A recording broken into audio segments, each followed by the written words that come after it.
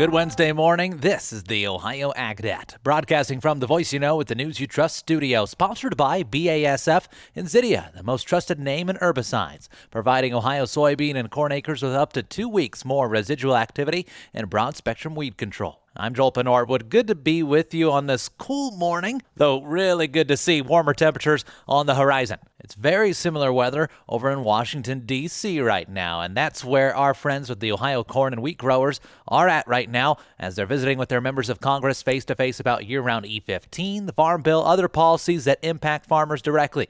And join us for coverage from our nation's capital as our own Ty Higgins broadcasts from there tomorrow. And a special calendar note to pass along, the Jackson County Regional Livestock Market having a West Virginia Southern Bull Test Sale Friday at 6 p.m. JCRLM.com, your livestock authority. Again, West Virginia Southern Bull Test Sale Friday at 6 p.m. JCRLM.com. In news, some of the top headlines today include talking soybean disease identification and calculating carrying charges for post-harvest marketing.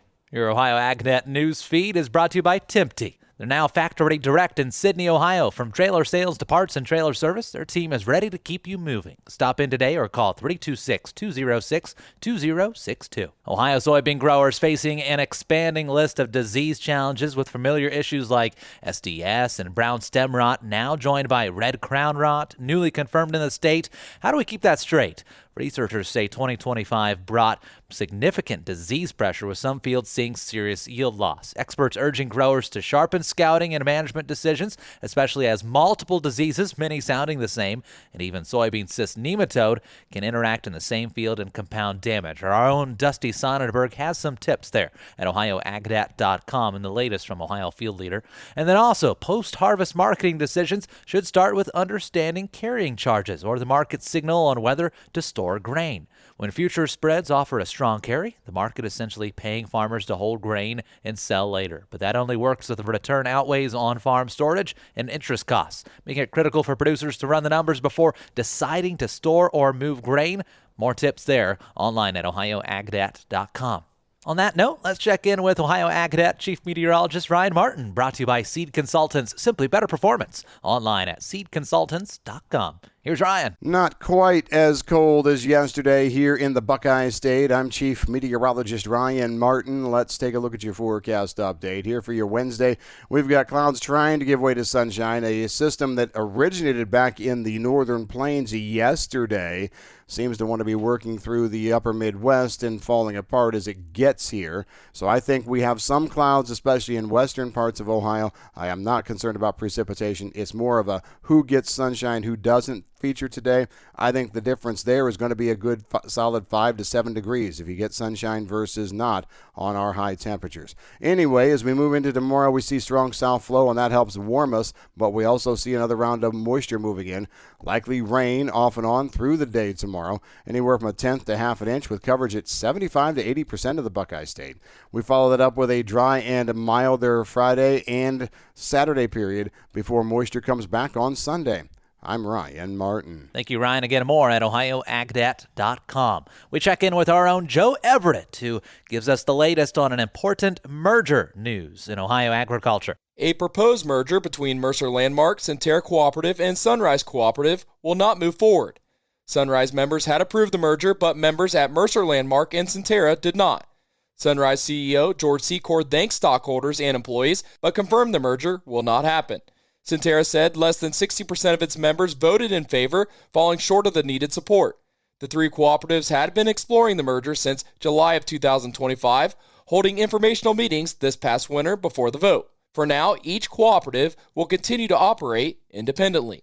For more information, you can find this today at OhioAgNet.com. Reporting for the Ohio AgNet, I'm Joe Everett. And thank you, Joe.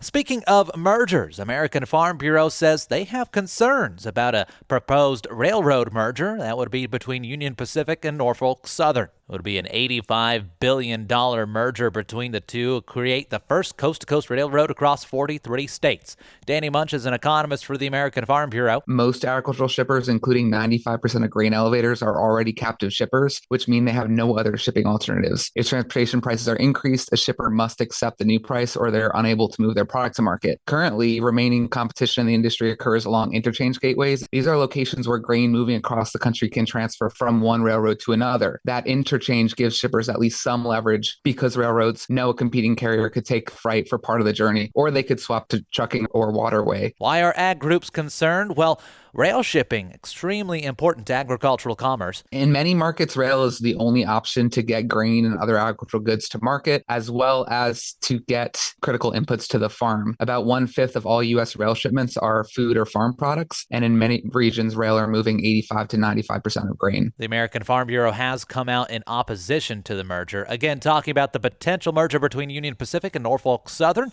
Danny Munch, American Farm Bureau. Stay tuned. Up next on the Ohio AgNet, we talk fertilizer concerns and how availability not there for all Ohio farmers. Details coming up.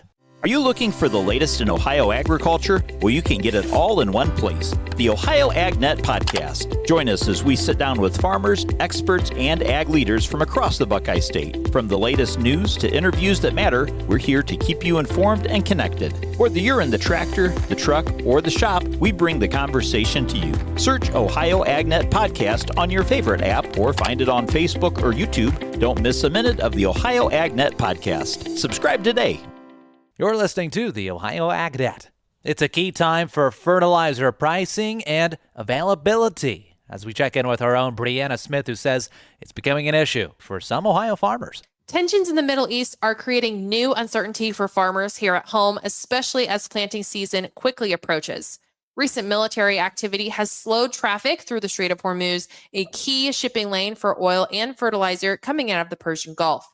Countries in that region account for nearly half of global urea exports and about 30% of ammonia exports, meaning disruptions can quickly impact fertilizer markets worldwide.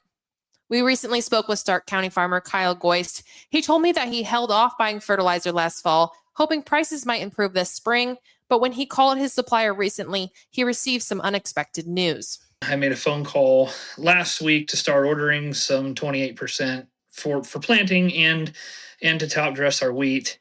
Our supplier that we work with and have worked with for quite a few years, first he wouldn't price any, and then he had expressed that he wasn't sure he could sell any that he even had because he didn't have enough for the pre-orders that he did have.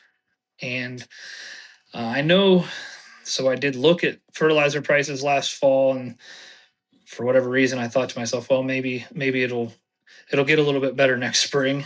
And I think I priced some last November around $325 a ton for 28%.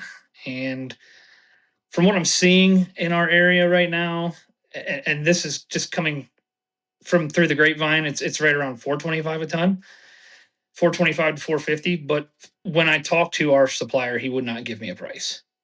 And this is the problem that really is hard.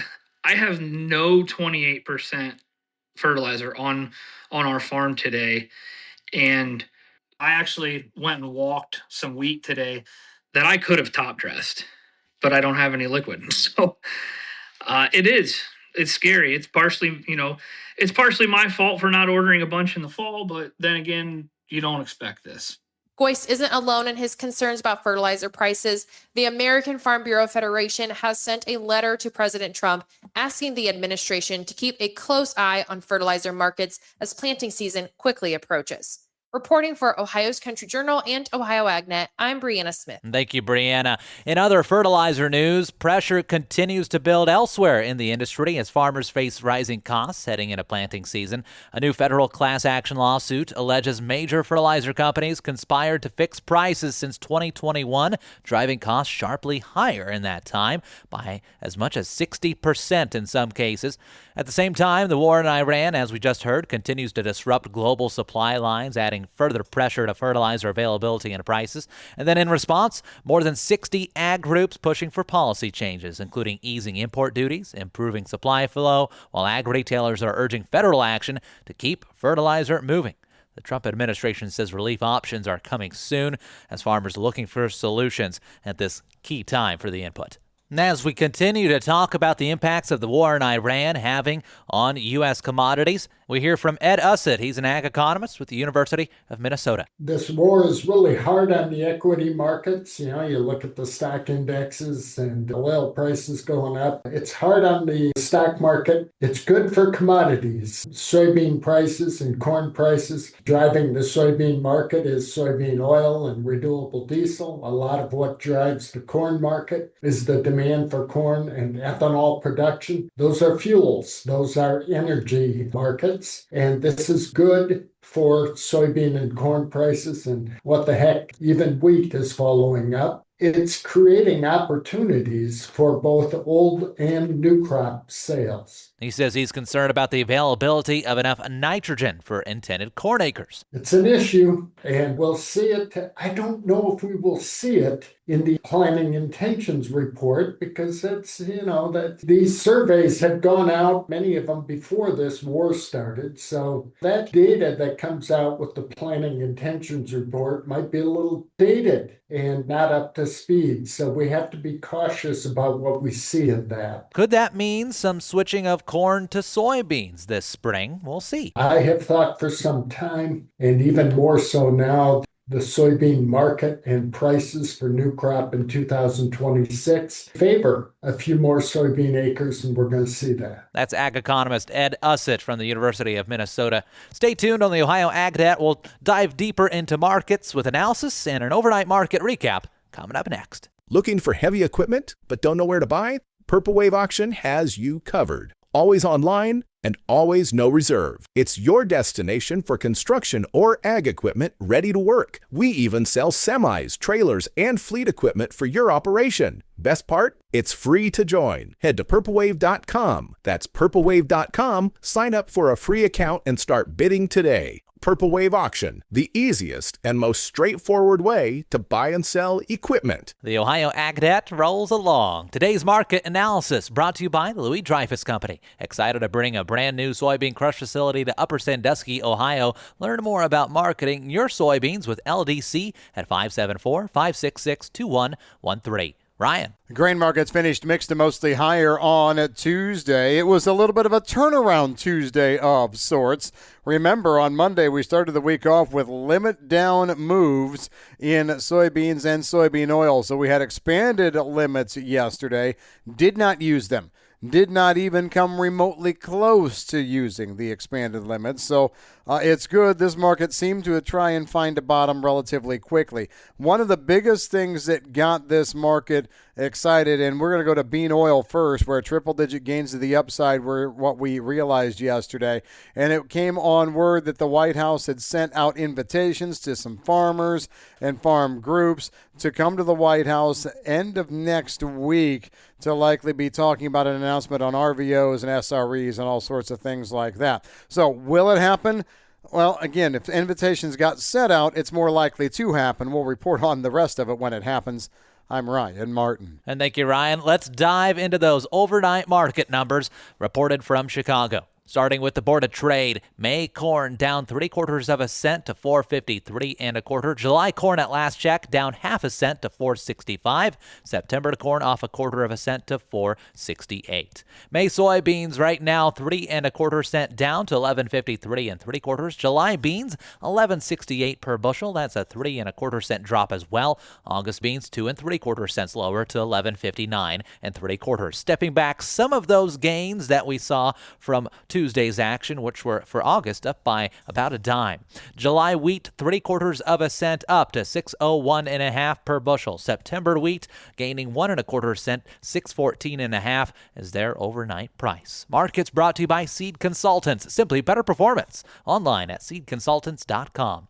April live cattle up $1.98 to $235.23 per hundredweight. June live cattle contracts $233.70. That's a $1.83 gain. Feeder to cattle seeing some nice things from yesterday's close. April feeder to cattle $4.95 higher to $354.80. May feeder to cattle closed $5.08 skyward. $350.63 is their price.